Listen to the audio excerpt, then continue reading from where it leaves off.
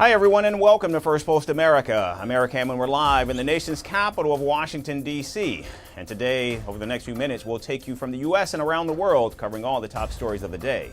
But before that, here's a look at the latest headlines. The United Nations officially declares a famine in Gaza, the first in West Asia, warning that 500,000 people in the besieged territory face catastrophic hunger. Israel, however, rejects the findings, dismissing it as Hamas lies. Sri Lankan Shinawatra says he was acquitted of royal defamation in a case that could have sent him to prison for up to 15 years. And the defense ministers of Australia and the Philippines say they're working towards a new agreement to be signed next year as both nations seek to step up military cooperation dealing with security challenges in the Indo-Pacific.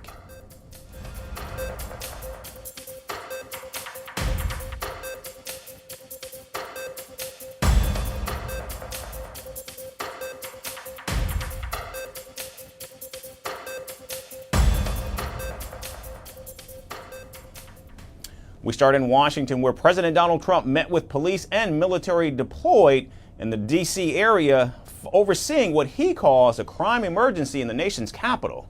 The visit occurred at the U.S. Park Police Anacostia operations facility in southeast Washington.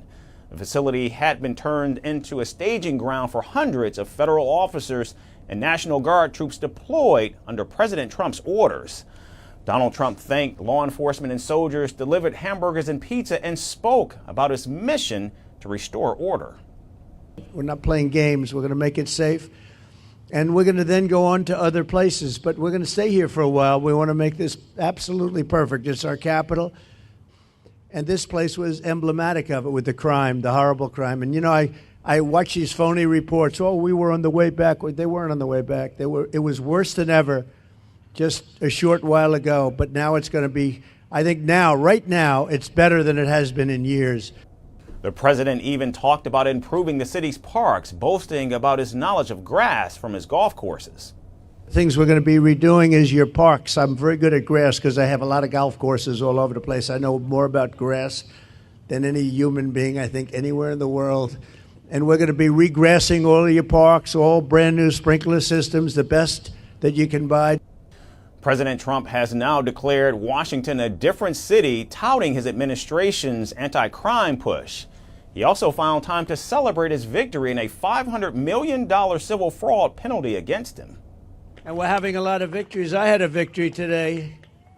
You know, they stole $550 million from me with a fake case, and it was overturned. They said this was a fake case. It's a terrible thing, but that's a nice victory, you know. I mean, it's not bad. You know, we all have our limits, but this was a terrible thing that done. It was a witch hunt. Now, the visit came 1 week after mobilizing nearly 2,000 guardsmen from D.C. and 6 other states to support the police. Checkpoints have already been set up across the Capitol with officers stopping people, checking IDs, and even asking for immigration status. The president argues the deployment is necessary to address what he calls an out-of-control crime wave. However, on the streets, the plan is sparking massive backlash. Outside a municipal building, protesters gathered in hundreds, waving signs and denouncing the crackdown as political theater.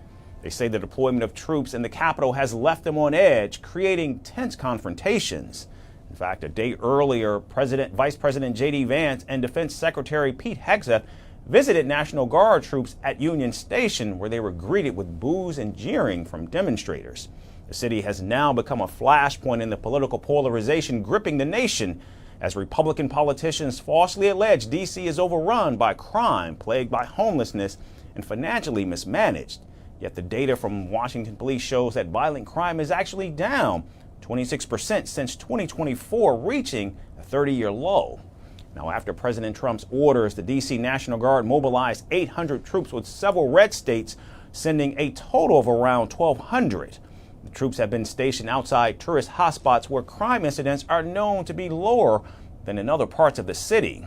What began on Thursday as a presidential visit, fast food, and rallying speech to troops escalated into something much larger, a capital defined by checkpoints, protests, and politics colliding. The crime numbers may be falling in Washington, but the tensions are rising. and the nation's capital, along with other blue cities and states, are bracing for inevitable confrontations in their respective communities from an attempted Trump takeover. And staying in Washington, a major policy move from the Trump administration is set to impact thousands of foreign workers. U.S. Secretary of State Marco Rubio said on Thursday that the government was immediately planning to pause the issuance of all worker visas for commercial truck drivers, its latest sweeping move against foreign visitors. Taking to social media, Rubio said the growing number of foreign drivers are endangering the lives of the American people. The increasing number of foreign drivers operating large tractor-trailer trucks on U.S. roads is endangering American lives and undercutting the livelihoods of American truckers. Rubio's actions came after an Indian-origin truck driver was charged with killing 3 people on a highway in Florida while making an illegal U-turn last week. Authorities say the driver allegedly entered the United States illegally from Mexico and failed an English examination after the crash. U.S. Marshals arrested him on August 16th in Stockton, California, and he was charged with 3 counts of vehicular homicide. The case has drawn wide media attention and has been highlighted by Florida officials, with Governor Ron DeSantis dispatching his lieutenant governor to California to personally escort Singh alongside immigration agents. On Thursday, speaking from the tarmac, Lieutenant Governor Jay Collins said that justice will be served. That gentleman, that thug, fled back here because he knew those policies would defend him. That's what we're dealing with. We're going to get him back home. He's going to face justice, and that's what we're going to continue to do. How many more lives have to be lost? You guys got to get it right here. The Lieutenant Governor of Florida was personally seen escorting Singh onto an airplane on Thursday.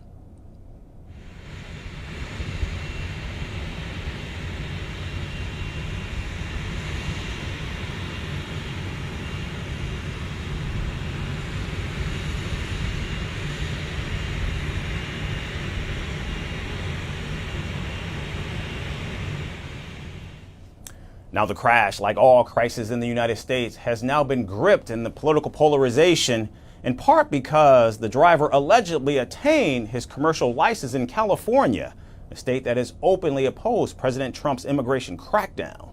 California Governor Gavin Newsom's office said on Thursday that Florida's lieutenant governor's visit was purely a photo op. Florida let a murder suspect walk. California police had to step in and arrest him. And now Florida's new lieutenant governor is staging a photo op to pick him up. Meatball Ron is now proving that California's so-called sanctuary laws actually work. Thanks, Governor. Now, Newsom's press office reiterated that the driver entered the United States in 2018 during the first Trump presidency and was reissued a work permit earlier this year under the second Trump administration.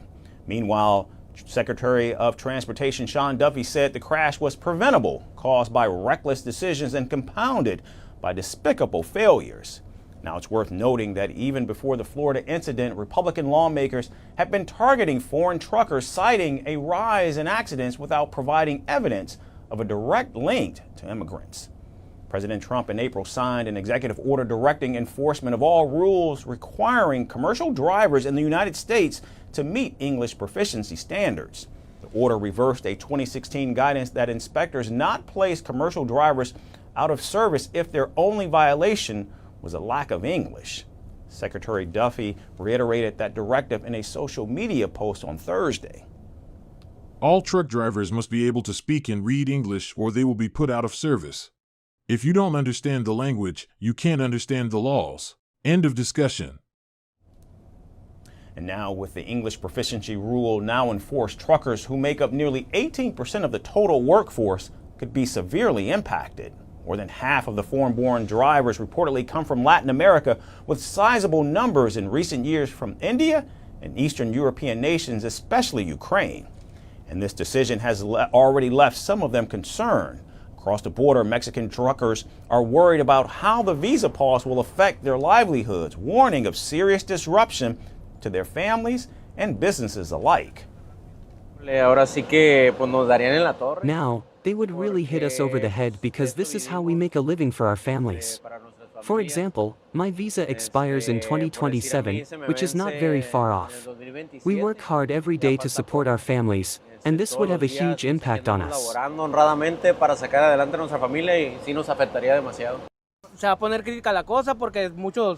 The situation is going to reach a critical point because many of us depend on this work for our livelihood. If they suspend the visas, I don't know what will happen. Many companies, factories, and businesses depend on us. So as the Trump administration halts all worker visas, thousands of foreign truckers and the industry they support now face an uncertain future. Colombia has been rocked by two deadly guerrilla attacks. Two separate incidents blamed on dissident guerrilla groups killed at least 18 people and wounded dozens more in Colombia on Thursday, deepening the country's worst security crisis in decades. One attack struck the southwest city of Cali, while the other took place in the municipality of El Malfi, posing fresh challenges to Colombia's fragile peace process ahead of elections next year.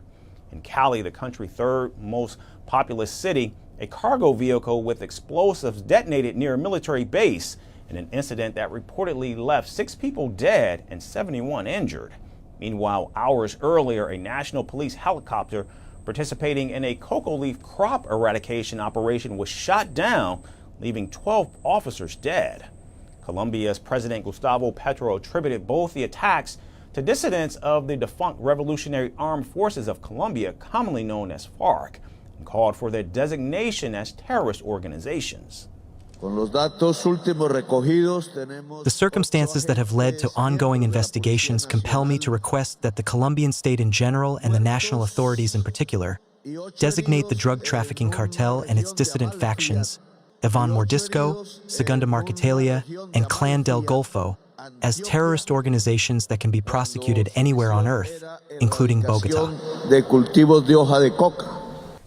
Now, images of the aftermath of the attack in Cali showed burning vehicles, destroyed homes, injured people on the ground, and people fleeing in panic.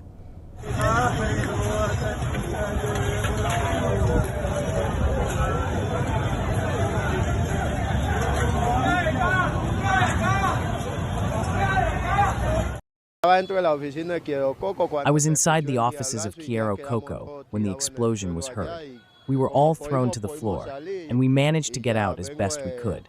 I am coming from the medical center here, where I was treated. The mayor of Cali ordered a state of emergency in the city and vowed to capture those responsible after a deadly bomb attack on the military base. He also banned large trucks from entering the city temporarily and announced a $10,000 reward for any information on the perpetrators. Given the delicate situation our city is currently facing, I have ordered the militarization of Cali. In addition, we have reinforced police presence at the city's entrances and exits. All of the city's security agencies are deployed to protect the lives of Cali's residents. President Petro later posted photos on his social media account of one of the alleged perpetrators in the attack in Cali, while also holding an emergency meeting with local officials. Furthermore, Colombia's defense ministry said the government would not yield to what it called acts of terrorism. Many of Colombia's armed groups, once driven by ideological battles, now allegedly operate as drug cartels, funding themselves through the lucrative cocaine trade. The dissident groups blamed for Thursday's attack rejected the 2016 peace agreement with FARC and continue to operate outside the peace process. They're also reportedly at odds with each other.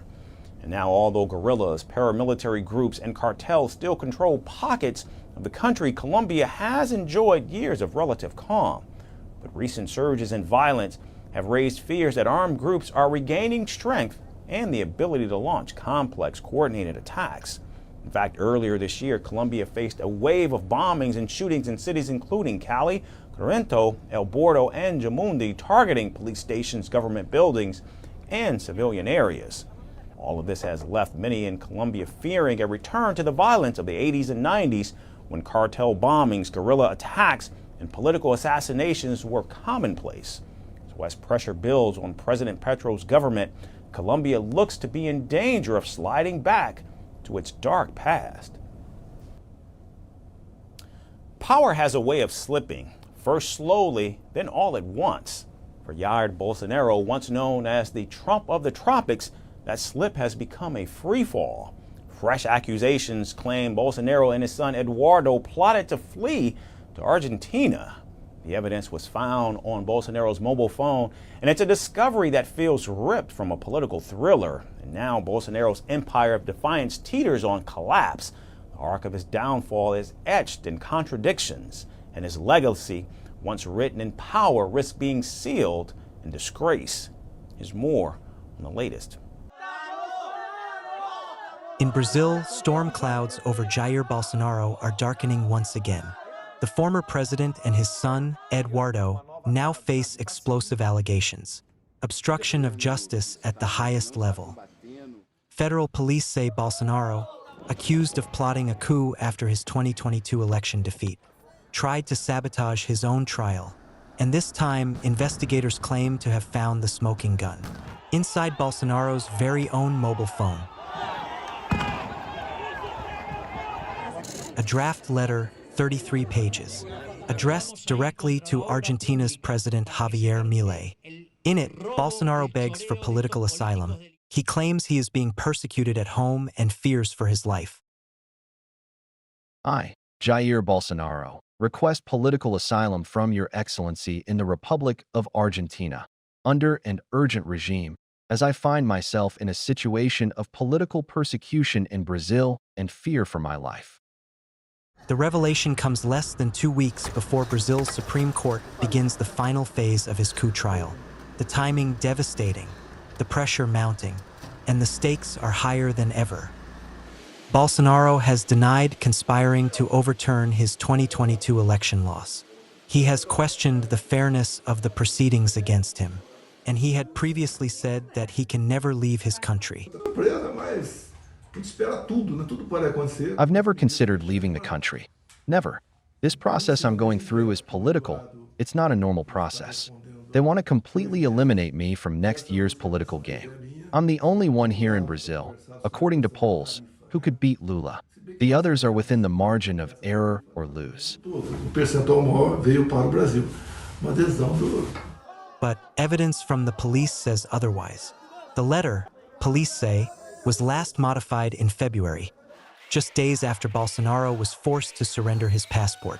To investigators, it proves intent, that Brazil's former president was already preparing to escape justice. And then comes the son, Eduardo Bolsonaro, a sitting congressman, but living in the US since February. The police accuse him of lobbying the Trump administration on his father's behalf. They say he begged for pressure from the US and demanded support. The plot thickens here. According to the police report, the father-son duo exchanged frantic, bitter messages. Eduardo warned his father and told him that only Trump's pressure can save him from prison. And he reminded him that he has got the most powerful man in the world by his side. The most powerful man in the world is on your side. We did our part. You won't have time to reverse the situation if the guy here turns his back on you. Everything here is very touchy.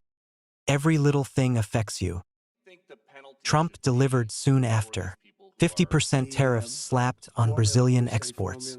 Visas revoked for 8 Supreme Court justices. The weight of Washington suddenly tilted in Bolsonaro's favor. Police say these were no coincidences but consequences of Eduardo's lobbying. All this piles onto the charges Bolsonaro already faces that he indicted protests to block the 2022 election results. That he encouraged mobs who stormed government buildings in 2023, and that he plotted, from the shadows, to overturn the current Brazilian president, Luiz Inácio Lula da Silva's victory. The judge overseeing Bolsonaro's trial has now given him 48 hours to explain the letter.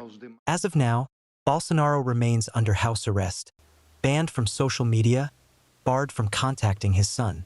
The noose, both legal and political, is tightening. The coup trial begins September 2nd. It will run for 10 days, and at the end of it, the 5 Supreme Court justices will decide Bolsonaro's fate. If convicted, he could face up to 40 years in prison.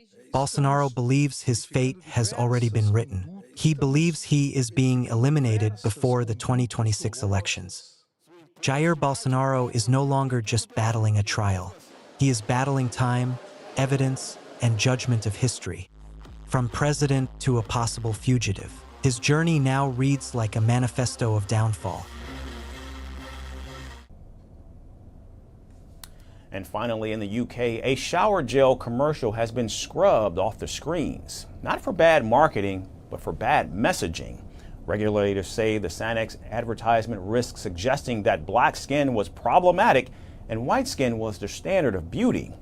The ruling reignites a debate brands never seem to learn from. When does selling skincare cross the line into reinforcing racial stereotypes? Our final story has more on the latest controversy. A shower gel ad meant to sell smooth, hydrated skin has instead left Xanax drenched in controversy. UK regulators have banned the commercial, ruling that it risked sending the damaging message that black skin is problematic while white skin is the desired ideal. The advertisement, aired in June, opened with a black model, shown with angry stretch marks, and another covered in cracked clay-like material. The voiceover spoke of skin that scratches day and night and dries out even by water. Seconds later, a white woman appeared, blissfully showering with Xanax, as the ad promised 24-hour hydration and relief, as simple as a shower. For viewers who complained, the message was hard to miss. Troubled dark skin, cured only when replaced with glowing white skin. The Advertising Standards Authority agreed, ruling that the ad created a negative comparison between skin tones and risked reinforcing the harmful stereotype that darker skin is flawed, while lighter skin is the benchmark.